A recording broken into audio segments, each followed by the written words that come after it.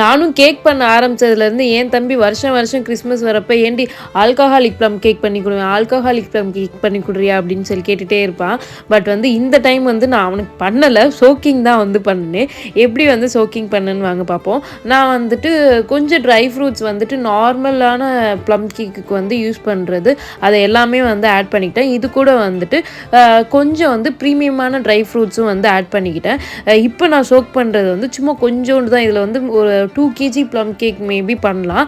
இந்த இது வந்து இப்போ சோக் பண்ணுறது வந்து நான் வந்து நெக்ஸ்ட் இயர் தான் வந்து பண்ணுவேனே. வைனில் சோக் பண்ணலாம் அப்படின்னு சொல்லிட்டு வந்துட்டு வைன் தான் யூஸ் பண்ணியிருந்தேன். இந்த ட்ரை ஃப்ரூட்ஸ் எல்லாமே சோக் பண்ணேன். மெயினாக என்னென்னா இந்த பாட்டில் ஓப்பன் பண்ணிட்டு டக்குன்னு நான் மோந்து பார்த்தோன்னே அது ஒரு மாதிரி மூக்குக்கு தலைக்கு எல்லாம் ஏறிச்சு போல். ரொம்ப நேரம் எனக்கு சரியான தலைவர் 2 மணி நேரம் கிட்ட நான் போய் எல்லாத்தையும் போட்டுட்டு அப்படியே வந்து படுத்துட்டேன். இதில் கிளிங் ரேப் போட்டு வச்சுட்டு மீதி அப்புறமாட்டி பார்த்துக்கலாம்னு சொல்லிட்டு நான் ஆல்கஹாலிக் ப்ளம் கேக்கு வந்து எப்படி சோக்கிங் பண்ணுவேன்னு சொல்லிட்டு நெக்ஸ்ட் வீடியோவில் அப்லோட் பண்ணுறேன். இந்த வீடியோ பிடிச்சா லைக்